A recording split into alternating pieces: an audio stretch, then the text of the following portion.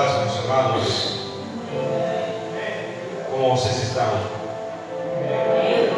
Estão expectantes para ver como vai ser esse culto, um culto inovador, onde a gente vamos a meditar um pouco na palavra do Senhor. Como bem falou o pastor no começo, o pastor Renato, o povo está perecendo por falta de conhecimento.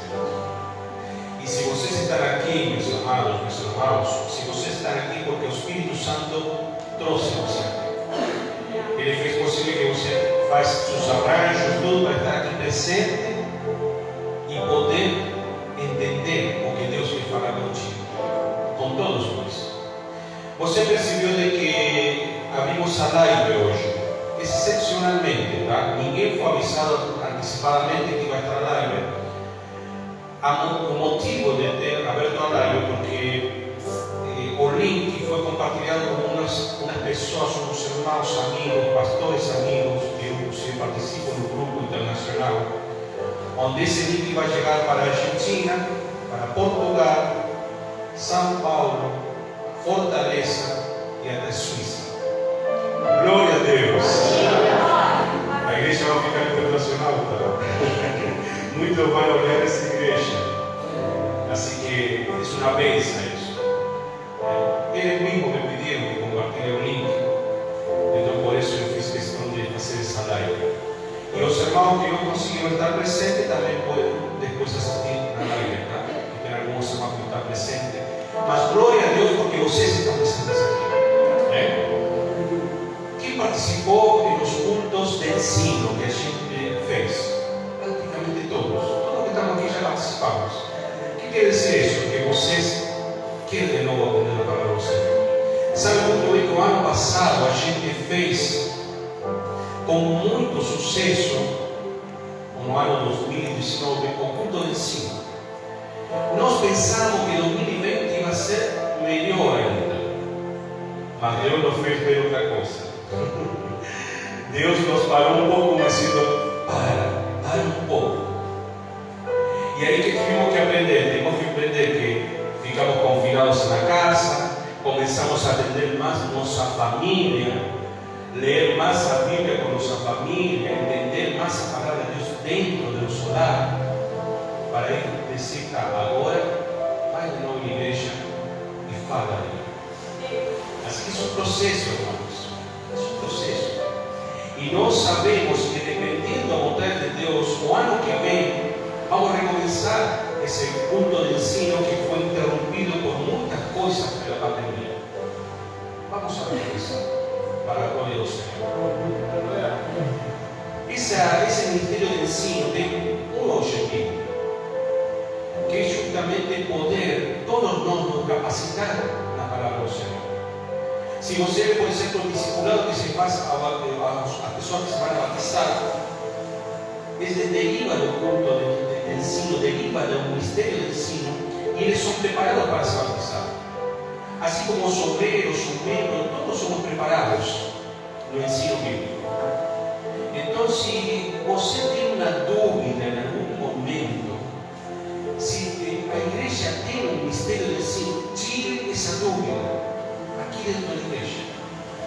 Fale com o pastor, fale com o ministério do ensino, porque você precisa tirar as dúvidas. Sabemos que a internet está cheio de respostas, e às vezes essas respostas são muito variáveis, e às vezes enganosas. Não permita isso. Se você tem uma dúvida, acuda-nos, que nós juntos vamos à luz da Bíblia tirar essa dúvida. Amém? E hoje o tema que vamos analisar é sobre a maturidade cristã. Como chegar a ser maduros, os cristãos, como chegar a essa maturidade que o cristão sempre quer.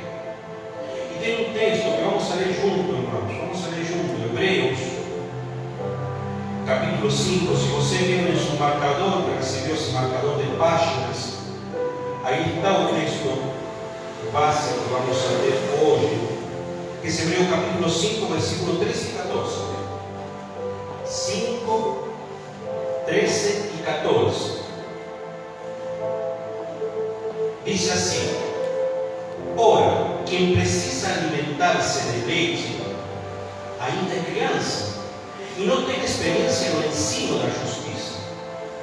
No entanto, o alimento sólido é para os adultos, os quais, pelo exercício constante da fé, tornam-se capazes de discernir tanto o bem quanto o mal.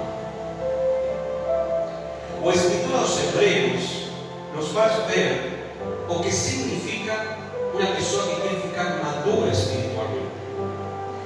E você vê que compara com o que acontece com uma criança. Não sabemos o que acontece com uma criança. Por exemplo, quando nasce, para crescer, essa criança precisa de quê? Leite. E é suficiente. A leite faz que tenha um crescimento surpreendente, que a vezes nos surpreende. A gente vê, a vezes, bebê que em 6, 7 meses já cresce de uma maneira surpreendente. Como cresce o bebê também, não está crescendo. O leite para a criança é fundamental para o crescimento. Mas chega um momento que até o próprio médico, o pediatra, vai falar para você, mamãe ou papai, que vai falar: começa a substituir um pouco a leite e acrescenta aqui alimento sólido. Porque senão o que acontece? Essa criança, se fica só no leite, vai chegar um momento que vai ficar pequeno, não vai conseguir crescer. Isso está num processo onde ele já vai precisar de alimento sólido. O mesmo acontece com nossa vida espiritual. Nós, quando sentamos no Senhor, quando nos convertimos, somos crianças. O mesmo Jesus falou, lembra quando falou ao sacerdote, que esqueci agora o nome, desculpa,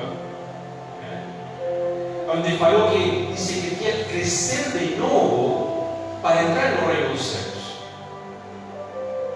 Gamaliel. E ele não entendeu esse momento. Por quê? Porque dizia: como nascer de novo? Como nascer de novo se nós já somos adultos? Mas Jesus estava fazendo entender de que a pessoa que quer entrar no reino de Deus tinha que nascer como criança de novo. Um menino espiritual. Tinha que começar tudo de novo, tirar tudo o que anteriormente havia feito em sua vida, aquele conhecimento errado que tinha em sua vida, e voltar a aprender a palavra do Senhor. Assim entrar no reino dos céus, nascendo de novo. Então o cristão, que acontece? Quando aceita o Senhor, quando se converte, é um nascimento. Nasce de novo. Bem, explicamos que quando ele se bautiza, quando a gente foi batizado, entramos nas águas, morremos nas águas e nascemos de novo, a ser levantados das águas pela fé que temos em Cristo. Somos uma nova pessoa, uma nova criatura. Então aí acontece esse processo de começar com uma criança a ter conhecimento como se fosse um leite. Você analisa como uma pessoa nova. A pessoa nova que começou no caminho do Senhor precisa de leite. Precisa um conhecimento básico, onde se vai alicerçar, se vai fundamentar o seu caminho como cristãos. Esse é o começo. Mas chega um momento que você e eu, como cristãos, temos que tirar esse leite, esse alimento básico da palavra do Senhor, e começar a profundizar na palavra do Senhor para crescer. Por exemplo, maturidade e crescimento caminham juntos. Você não pode dizer que você é maduro sem crescer. E aqui não estamos falando de idade. A maturidade não significa idade. Pode ser uma pessoa velha que se madura, ou pode ser uma pessoa nova que é madura. Por exemplo, você não conhece uma pessoa que tem 40, 50, 30, 40, 50, 60 anos e acha que é uma criança? Já deve parecer só conhece um monte de coisa. Pois eu vai ser aquele que, meu Deus, parece que nunca cresceu. O corpo dele é adulto, mas por dentro, criança. Age como uma criança, não amadureceu. Mas também se conhece pessoas novas, jovens, que ainda não têm um corpo adulto, que são maduras. Sua cabeça é responsável, trabalha, responsável de seus atos. Então, não depende da idade. Isso é um processo. A maturidade é um processo onde não vem milagrosamente de um dia para outro. Não podemos dizer que a gente é maduro instantaneamente. Não existe isso, irmão. Não existe, por exemplo, eu peço ao Senhor maturidade e de um dia para outro eu fico maduro espiritualmente. Não existe isso. É um processo que em alguns dura menos e em outros dura mais. Alguns precisam de um tempo e outros precisam de mais tempo. Mas todos temos que passar esse processo de maturidade espiritual. Olha, isso que eu vou falar agora é um fato. É um fato. Uma coisa é envelhecer no caminho do Senhor, e outra coisa muito diferente é crescer nos caminhos do Senhor. Entendeu? Captou o sentido? Uma coisa é eu envelhecer na igreja e outra coisa é crescer dentro da igreja. Já vemos bastante disso. Irmãos que estão há anos, a vezes décadas dentro da igreja e sempre estão iguais. Parece que sempre precisam de que alguém fale o que ele tem que fazer. Se estancaram. Não cresceram. Ou seja, o que aconteceu com essa pessoa, com esse irmão? Envelheceu dentro do caminho do Senhor. Mas nada. Passou o tempo, mas nada. Agora, vemos outros irmãos que é muito diferente, que crescem nos caminhos do Senhor. Por exemplo, você viu ano passado, e esse ano já vê que está melhor, outro ano vê que melhora, e você vê já mais firme na fé, mais capacitado, mais servicial, e você está crescendo dentro do caminho do Senhor. E o que você quer ser? Pergunte-se pessoalmente para responder. Você quer envelhecer dentro do caminho do Senhor? Ou você quer crescer dentro do caminho do Senhor? Pense nisso. Lógico que a resposta é nossa, se queremos crescer ou não. Por isso, eu me tomei tempo de entender o que significa maturidade. É assim, escute bem. Maturidade significa a capacidade de analisar as circunstâncias e tomar decisões necessárias em momentos oportunos. Repito para você.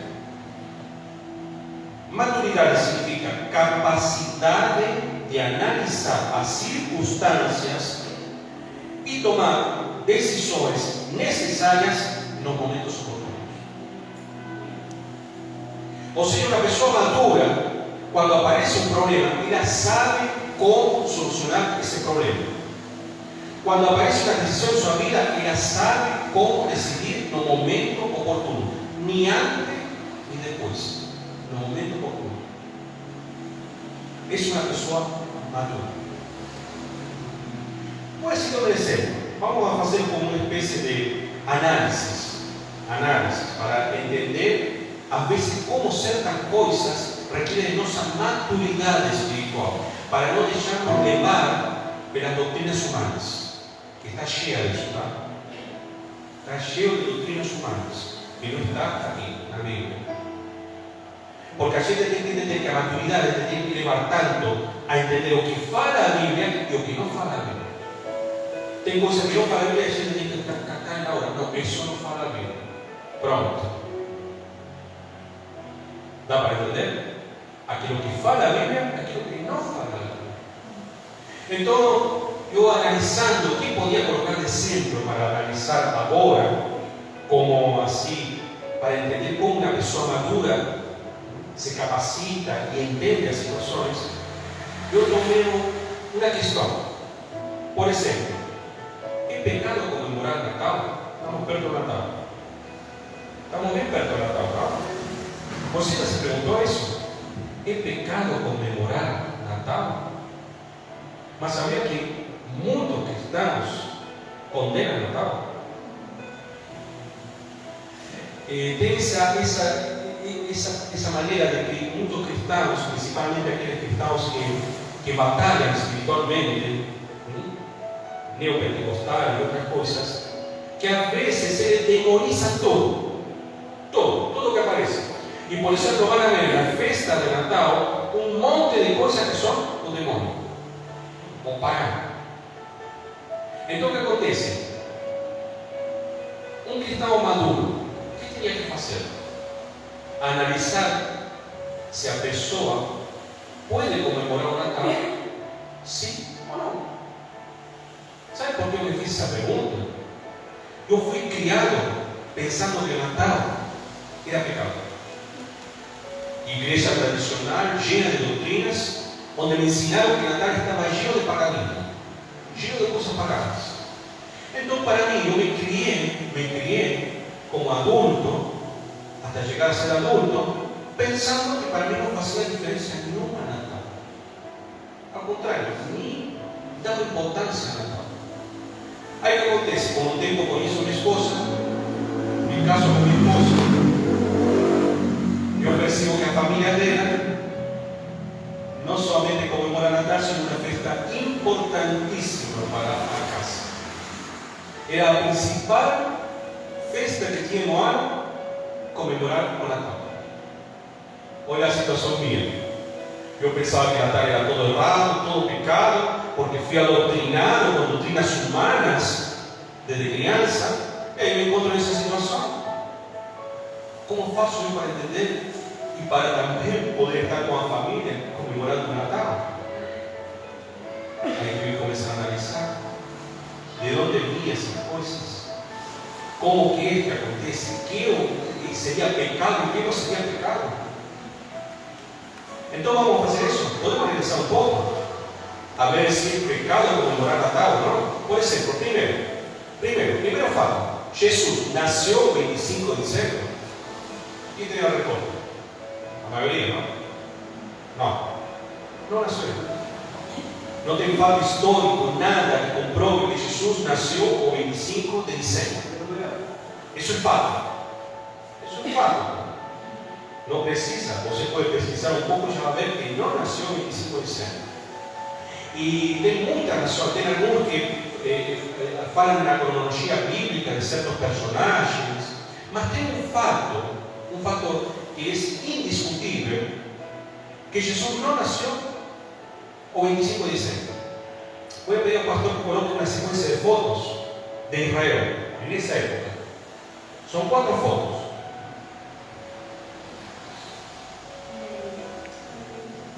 Esse hoje Israel no momento de Natal. Olha, este é o muro das lamentações, os judeus aqui que vão, e como está o cenário? Como está o cenário? Com neve. Esse Belém com neve. Continue, pastor.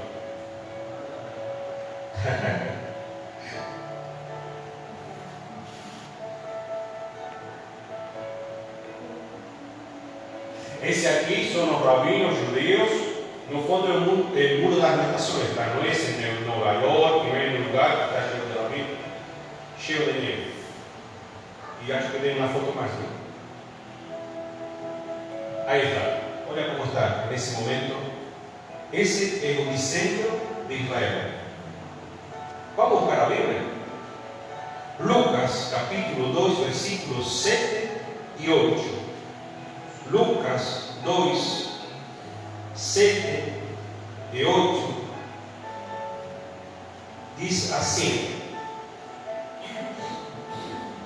E ela, a Maria, deu à luz a seu primogênito, envolveu com tiras de pano e o colocou sobre uma manjedoura, pois não havia lugar para eles na hospedaria. Na proximidade havia pastores que estavam nos campos e que durante a noite cuidavam de seus rebanhos. Nessa situação de neve, de inverno já duro, seria que o pastor estaria no rebanho cuidando, no campo? Não tem como. O gado, o rebanho, não tem como se alimentar na neve. Então é fato que nessa época Jesus não nasceu. Sabemos quando nasceu? Não. Tem vários que falam que nasceu entre agosto, entre setembro, outubro, tem outros que falam que nasceu em março, abril. A Bíblia não fala a data exata quando nasceu Jesus. Não vai encontrar em nenhuma parte da Bíblia. Se alguém está dizendo uma data exata é porque está conjecturando, não está falando o que a Bíblia fala. Então, como aconteceu que chegou Natal, se comemorou essa festa? No ano 312 depois de Cristo, tem um imperador chamado Constantino, que ele se converteu ao cristianismo. Na hora de se converter, ele que faz? Ele começa a cristianizar certas festas que eram comuns no povo naquela época.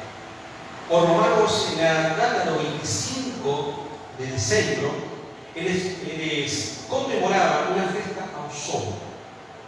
ao sol que se chamava o sol eterno, que era justamente o equinócio do inverno, quando o sol já começava a ganhar tempo, e daí para frente começava o sol a aparecer mais. Então era uma festa pagã que se comemorava naquela época. O que faz Constantino a converter-se? Ele institui uma festa cristã para que as pessoas comecem a tirar essa ideia de comemorar o sol. E aí aos poucos se começou a tirar, se começou a perder, até que hoje não existe mais. Ninguém, 25 de dezembro, está adorando o sol, ou está comemorando o sol. Você conhece alguém que está comemorando o sol? Não. Sumiu essa festa, mas naquela época era importante. Então começou a instituir essa data como o nascimento de Cristo. A Bíblia manda a comemorar o nascimento de Cristo? Não. Agora temos que ver o que acontece com o nascimento de Cristo. Por mais que não seja 25 de dezembro, data que Cristo nasceu, o que acontece no mundo todo? Todo mundo fala de Cristo. Todo mundo se lembra de Cristo. Não é mesmo? Tem pessoas até judias, árabes, muçulmanos, budistas, Japão. Você viu como o Japão comemora Natal? Parece que é um povo cristão. Não, eles são budistas. Eles comemoram Natal. Na verdade, esse momento é um momento propício para você e eu comemorar e aproveitar o momento para falar de Cristo. Não acontece isso? Sabe o que acontece na comemoração que fazemos, a festa que fazemos família? Está minha sogra de testemunhas que não posso dizer. O que acontece?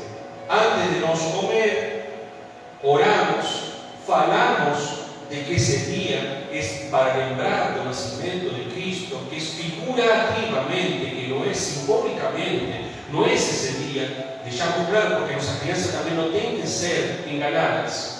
Elas têm que saber a verdade. Mas esse momento é para refletir em Cristo. Sabe o que aconteceu já em vários lugares? Que o dia de Natal, pessoas se entregaram a Cristo, aceitaram o Senhor. Então, será que a gente vai dizer que é um pecado, uma coisa que estamos nos lembrando de Jesus? Eu acho que não. Você tome suas conclusões também. Agora, nós podemos condenar as pessoas porque de repente não lhe dizem que está fazendo errado, porque você vai ver que agora, quando fica perto do Natal, está cheio de postagens falando que o árvore de Natal tem símbolos paganos, depois vai falar que o presépio também, e assim um monte de coisas. As luzes são coisas modernas, tá? Essas luzes que piscam, não foi implementado na época de Cristo, é algo moderno. Mas tem pessoas que enfeitam a sua casa somente porque acham bonito, não porque estão adorando alguma coisa. Então a gente não pode também julgar as outras pessoas pelo que estão fazendo. Você pessoalmente tem que tomar sua própria decisão para você. E se você quer comemorar o Natal, sinta-se à vontade. E se não quer comemorar, também não tem nada errado. O que sim teria raro, que o pastor colocou outra foto. Essa aqui. Olha o que fizeram de Natal. Quem é esse velhinho aqui? Tá. Idolado. Eles personalizaram o Papai Noel como que é uma pessoa que gosta da criança, que faz presente, que está em todos os lados, que parece que é onisciente, onipotente, porque em todo lugar vai aparecer com seu presentinho, sendo que o principal foco do Natal tem que ser Cristo, Jesus. Aí sim entraríamos no problema. Se não começarmos a ponderar essa imagem e não aquele, a de Cristo. Porque se estamos comemorando, é porque estamos lembrando de Jesus. E não uma imagem comercial que foi acrescentada e inventada para esse objetivo. Entendemos? Um cristão maduro, o que vai fazer? Vai analisar todos os fatos para tomar sua decisão, tanto ele como sua família. E não vai se precipitar a julgar outras pessoas, senão vai tomar a decisão certa no momento certo. Sem tomar antes e depois. Isso significa ser cristãos maduros. Como podemos ser cristãos maduros? Agora vai vir um pouco de conhecimento da palavra de Deus. Eu fiz um cronograma impresso que vai ser repartido para vocês. É uma folha que inclusive vai também colocar o pastor aqui.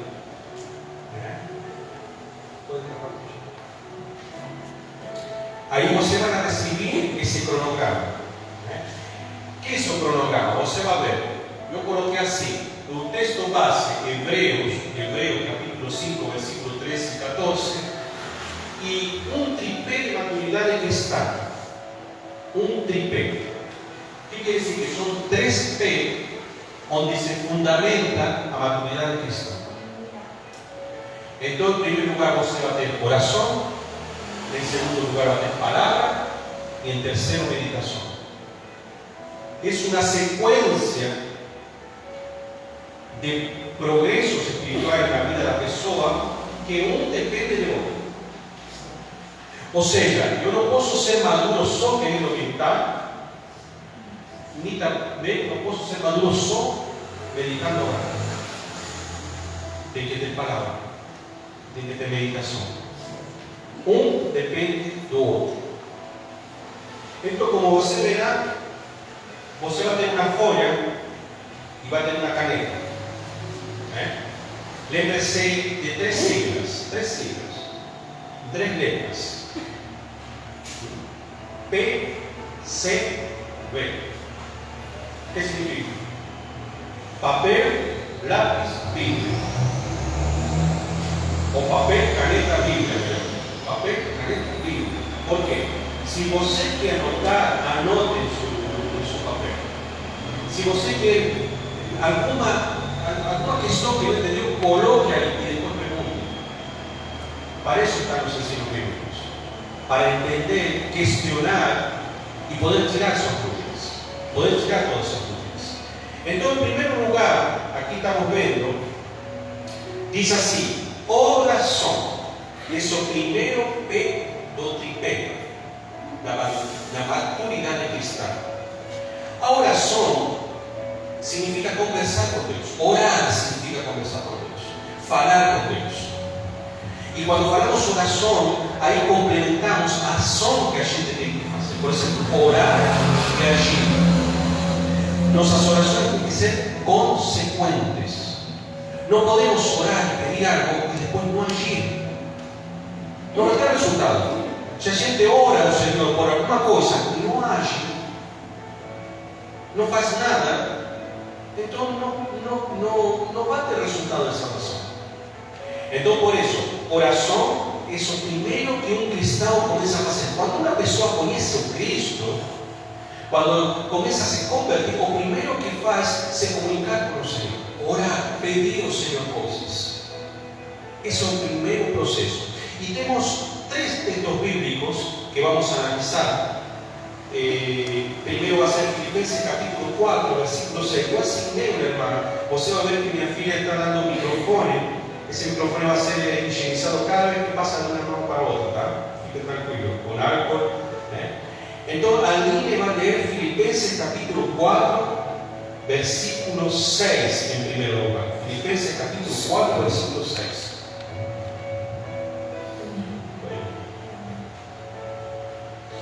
Não estejais inquietos por coisa alguma. Antes, as vossas petições sejam em tudo conhecidas diante de Deus, pela oração e súplicas, com ação de graças. Amém. Obrigado, amigo. Tá? Então, diz que não estar inquieto por coisa alguma, sino que todo tem que ir por súplica, oração, uma ação de graça. Ou seja, quando a gente ora, a cabeça chega a suplicar coisas ao Senhor. Mas tem que ir com ações depois, de gratidão. Não pode ficar só na petição, senão tem que continuar o processo da oração. É um processo contínuo, que um dia a gente vai pedir, outro dia vai agir, outro dia vai agradecer. É assim que acontece. Um processo de oração. Tem outro texto bíblico, Lucas capítulo 11, versículos 9 e 10. A irmã Alessandra. Por isso vos digo: pedi e dar-se-vos dado, buscai e acharei, batei e abre-se-á vós.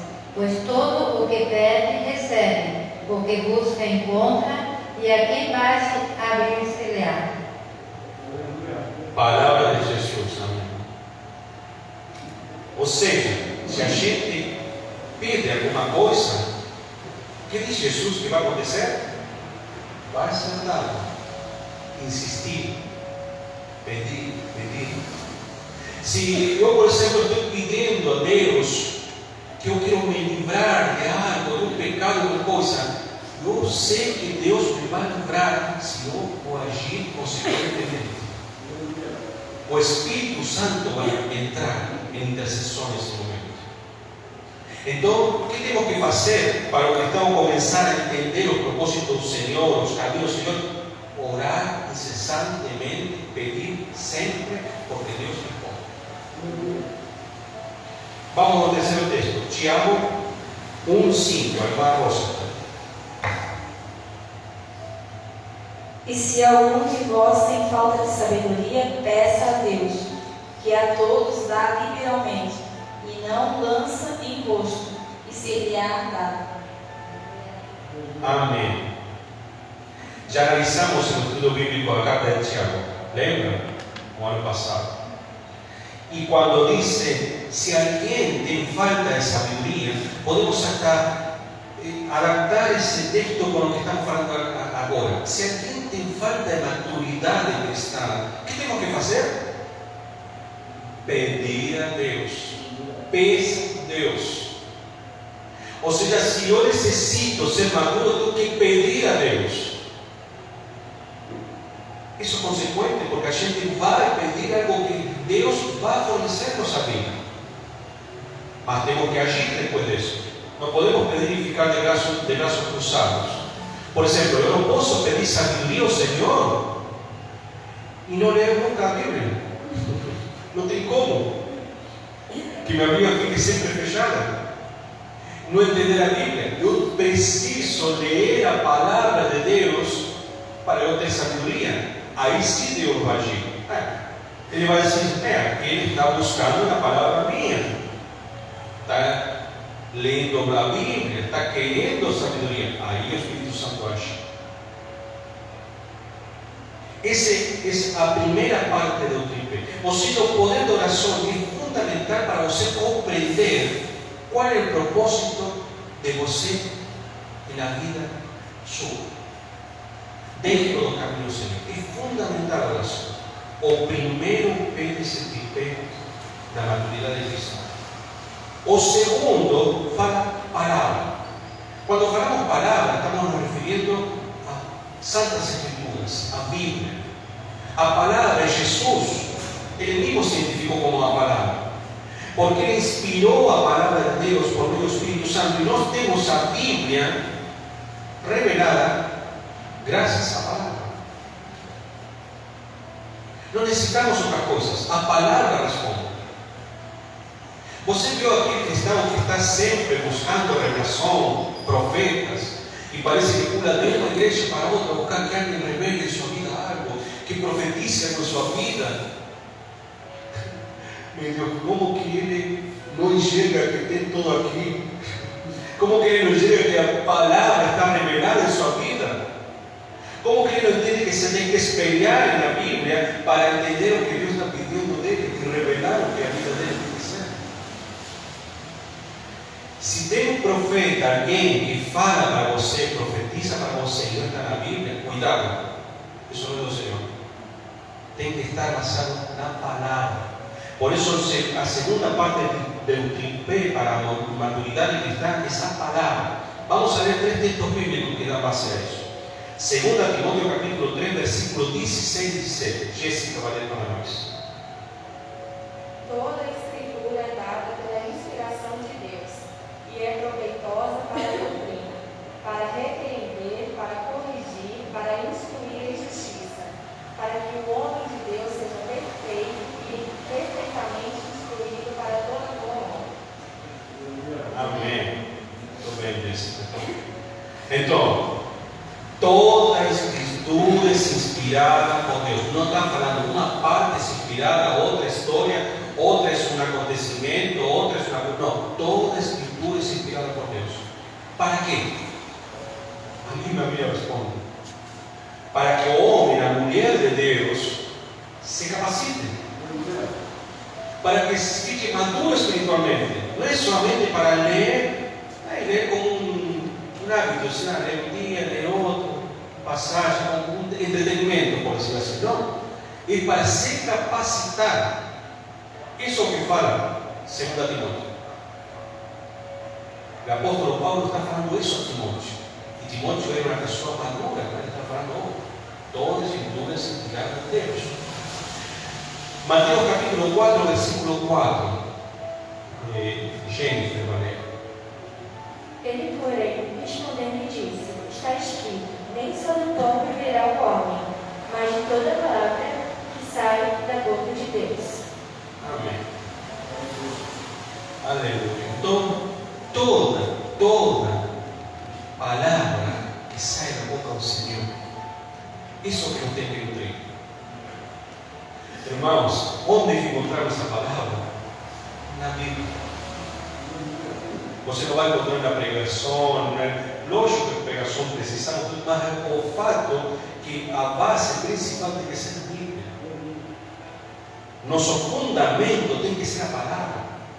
Você lembra quando Jesus encontrou aquela samaritana na fossa de água, no poço de água? Ele que falou? Ele pediu para dar água, mas ele explicou a samaritana, disse: essa água, disse, vai tirar tua sede momentânea, mas a água que eu te dou vai ser eterna. Tu não vai precisar mais estar tomando, porque vai tirar a sede, porque para a vida eterna. A água que Jesus está dando para nós é essa palavra, o entendimento bíblico. Por isso é tão importante. Outro texto, Hebreus capítulo 4, versículo 12, Jair vai ler para nós. Pois a palavra de Deus é viva e eficaz, mais afiada que qualquer espada de 2 gumes. Ela penetra até o ponto de dividir a alma e o espírito, juntas e medulas, e julga os pensamentos e as intenções do coração. Meu Deus, que texto. Esse texto é maravilhoso. Nos faz entender o que significa a palavra de Deus. Como chega a entrar na pessoa. Por exemplo, eu posso estar falando para uma pessoa 1000 palavras e a pessoa não vai agir de jeito nenhum. Posso abrir e ler um texto bíblico e a pessoa é motivada a agir. Porque a palavra de Deus tem poder. Isso que eu não tenho. Não existe na pessoa que está falando, existe na palavra de Deus. O poder de se penetrar até o fundo dos sentimentos, dividir os pensamentos, as intenções. Você entendeu isso? Ela te divide dentro como se não vai chegar até o que eu estou pensando e aquilo que eu vou fazer. Muitas vezes nós agimos aquilo que não pensamos, somente para mostrar aos outros alguma coisa. A palavra de Deus chega até esse lugar. Diz, olha, cara, se tu estás pensando isso, então por que estás agindo diferente? Por que te contradiz? O Espírito Santo que está na palavra de Deus chega até esse lugar e nos confronta, nos contradiz muitas vezes. Como se não, eu não posso estar pensando isso, eu tenho que mudar, eu tenho que agir diferente. Então a palavra de Deus tem um poder sobrenatural. Esse poder sobrenatural, somos todos nós testemunhas disso. Todos fomos transformados por isso. Não é mesmo? Quem de nós não passou por esse processo? Transformação espiritual, onde a gente foi pela palavra que fomos transformados. E começamos aos poucos a amadurecer espiritualmente. E aí entra o terceiro que esse nível, que é meditação. Ou seja, temos oração, temos palavra, temos meditação. O que significa meditação? Bom, primeiro, a palavra meditação deriva do grego H, que significa falar sozinho ou baixinho. Não é louco, tá? A pessoa que fala sozinho não é louco, tá?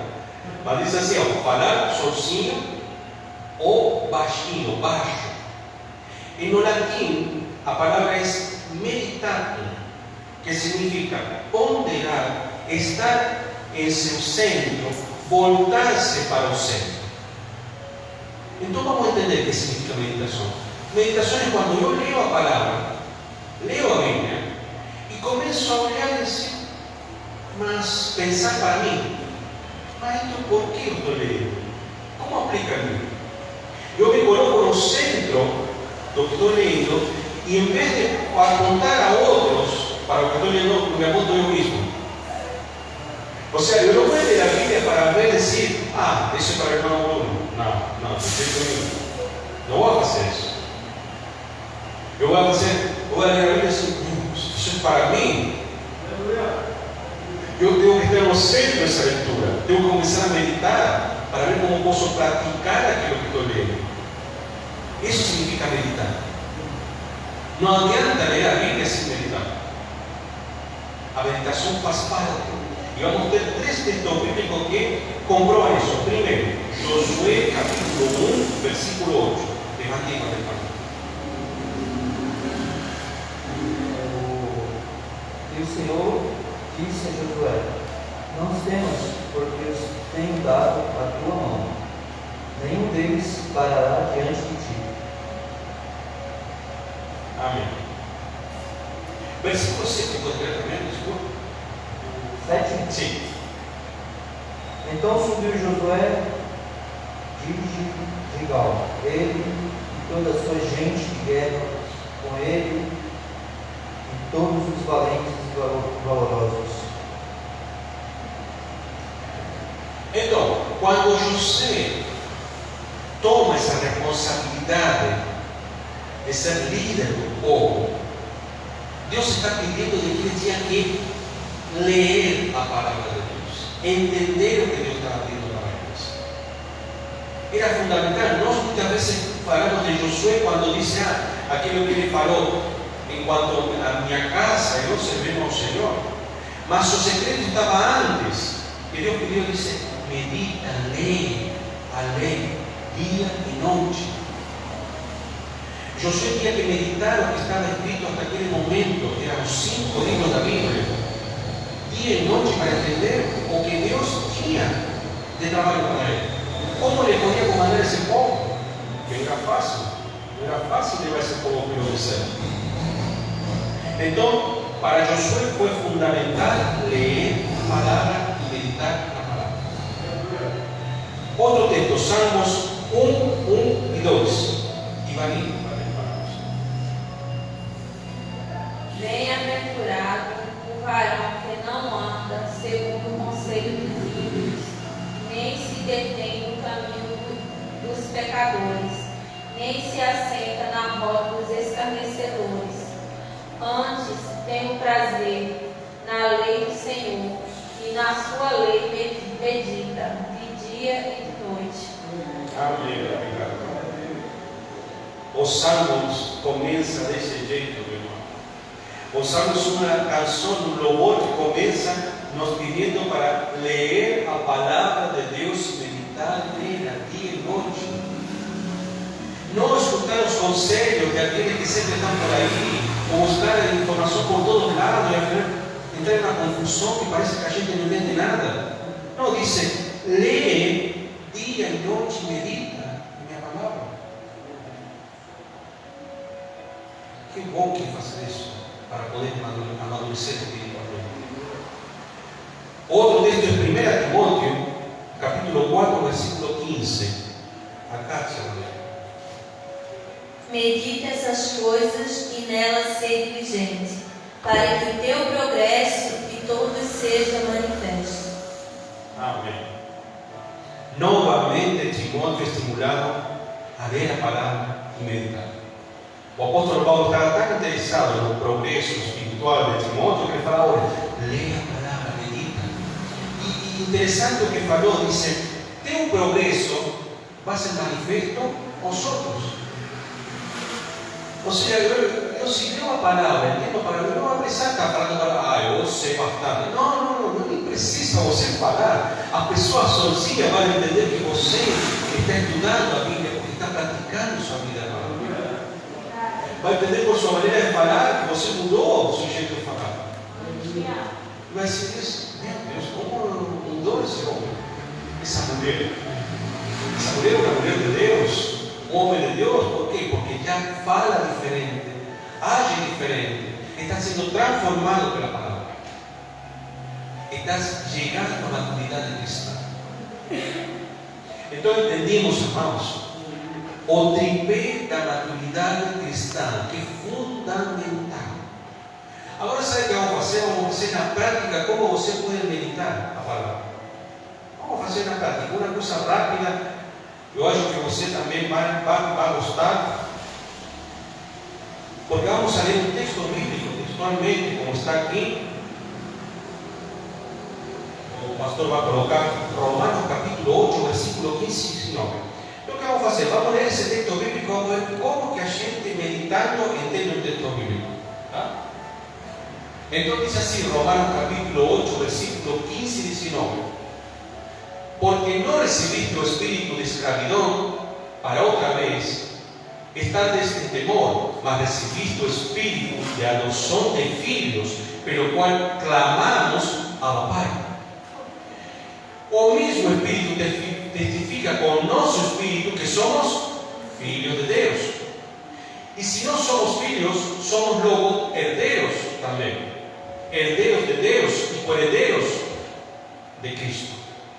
Se é certo que com Ele padecemos, para que também com Ele sejamos glorificados. 18. Porque para mim tenho por certo que as aflições de tempo presente não são para comparar com a glória que nos há de ser revelada. E por último, porque a ardente expectação da criatura espera a manifestação do Filho de Deus. Esse texto bíblico vamos analisar. Você se hace questionó que tiene a ver con el crecimiento espiritual, con la maturidad espiritual. ¿Alguien questionó ya? ¿Tiene alguna cosa a ver con la maturidad espiritual? Parece que no. ¿Qué tiene a ver? Está hablando de filhos de Dios, está hablando de criaturas, ¿no? Está hablando de que vamos a heredar, vamos a ser herederos. ¿Por qué crecimiento espiritual? ¿Cómo que podemos entender que este texto está hablando de crecimiento espiritual? Vamos a comenzar a entender. Tá, vamos pasar a esas palavras-chave. Se você vê as palavras-chave que tem aqui, vou apertar bem aqui, ó. Aí. As palavras-chave que estão nesse texto é filhos. Primeiro, adoção de filhos, filhos de Deus, somos filhos novamente. Por final dice manifestação dos filhos de Deus. Ou seja, o tema principal que está falando esos 5 versículos se refere a filhos. Não é mesmo? É o tema principal. Filhos. Filhos, filhos, filhos, filhos. Agora queremos entender esse filho aqui que diz, pelo qual clamamos ao Pai. Pode colocar, pastor, o próximo. ¿Qué significa papai? Papai, papi. Quiere decir que este filho aquí dice, clama ao pai como papai, como uma criança. Viu quando um filho chama a nós, papai, papi? Eu, por exemplo, tenho minhas filhas, cresceram já, estão crescendo, e através minha filha mais velha, a vezes me fala, papi, a mim me desarmo, porque parece como que está falando a menina que eu quero que nunca cresça, porque uma forma carinhosa de falar para nós, papi, papi, papi, aqui, porque a gente vê que o filho cresce e começa a amadurecer, e como pai não queremos que cresça, parece que sempre queremos como crianças. Então, um filho, né, no processo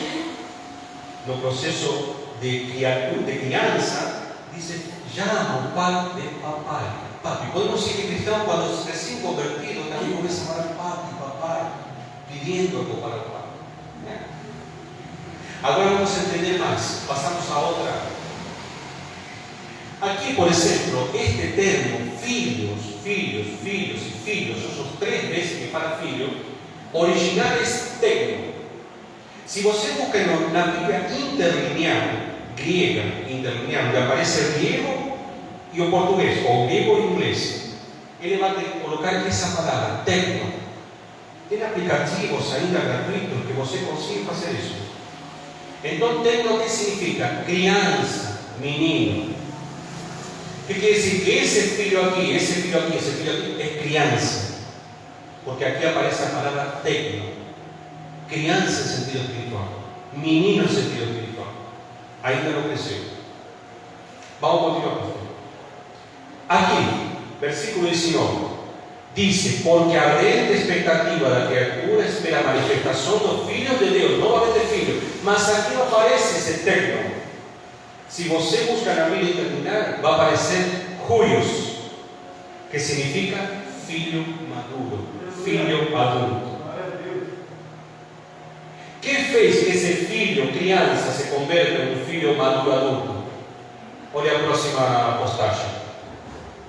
As aflições, a prova da vida, a experiência da vida faz que esse menino se converta em filho maduro.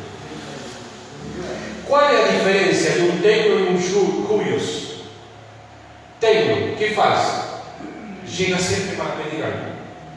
Um filho criança, o que faz com a gente? Papai, dá isso. Papai, me faz isso. Não é mesmo? O filho criança sempre está pedindo para o pai.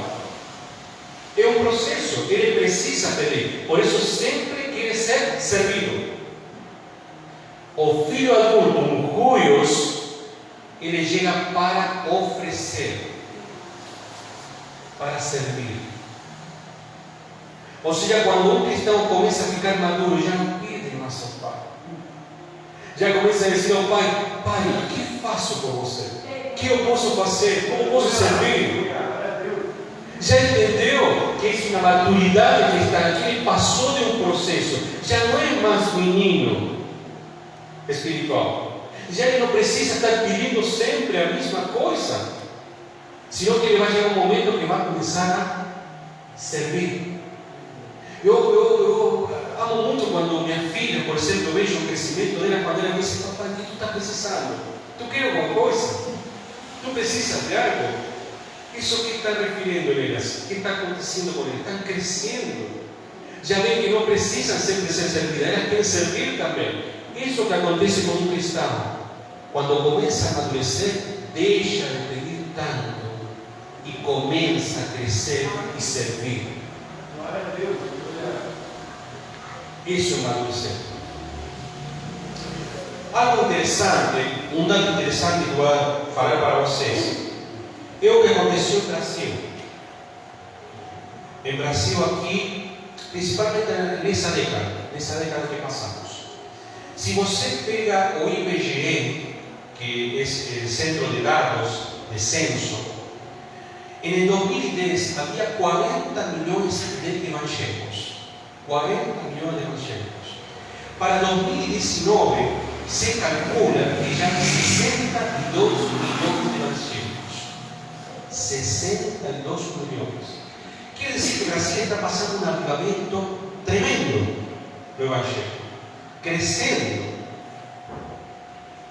Mas é assim, esse crescimento é de convertidos crianças espirituais. Por quê? Porque sabem só pedir. Você vai ver que há igrejas que só pregam prosperidade, bênçãos, coisas para ganhar, seja materiais, estão cheias. Crianças espirituais que só vêm à igreja para quê? Para ganhar algo, para ser servidos, em troca de algo. Agora o avivamento pequeno no filho amado, aquele que entende que já não precisa pedir, que não vai para a igreja para receber a bênção, como diz: vem à igreja para receber a bênção. Não, a bênção já está em ele. Deus dá a bênção para ele. Não precisa ir à igreja para a bênção, precisa ir à igreja para alabar, cultuar, servir ao Senhor, e não para coisas pessoais. Agora me fala uma coisa: quando você leu primeiro o texto e agora analisou isso, parece o mesmo texto? Não parece? Parece que é outra parte. O que fizemos? Solamente analisar e meditar palavra por palavra. Isso é o que fiz. Isso é o que se espera de cada um de nós façamos. Quando lemos a Bíblia, nos parece: mas por que está escrito isso na Bíblia? Alguma coisa tem que nos está falando. Não somente ler e não entender. Isso significa maturidade cristã. Pode ficar em pé, irmãos. Pode ficar em pé.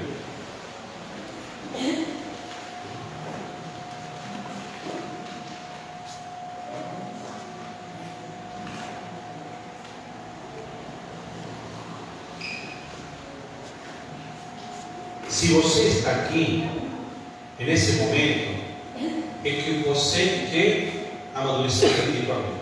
Tenho certeza disso. Deus também está vendo isso. O crescimento espiritual se vai ver manifesto em sua vida. Lembre-se que esse ano está acabando. Hoje fizemos encerramento do Ministério do Ensino, dos cultos do Ministério do Ensino, para o ano que vem começar a entender a palavra de Deus. Sabe o que vamos fazer o ano que vem? Vamos começar a fazer perguntas, questões, que às vezes precisa da maturidade cristã para entender. Analisar coisas que o cristão tem que tomar decisões. Vamos fazer isso. Vamos começar a entender um pouco mais profundo a Bíblia. Não ficar com o leite, tá? Não, tirar um pouco o leite do nosso alimento cotidiano, diário, e começar a aprofundar na palavra de Deus.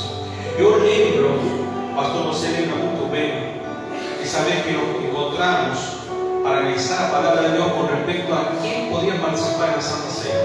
Lembra? Que era um questionamento que tínhamos na igreja. Participou você, Alberlei, Jair e o Gabriel. Estávamos, os quatro, não é mesmo?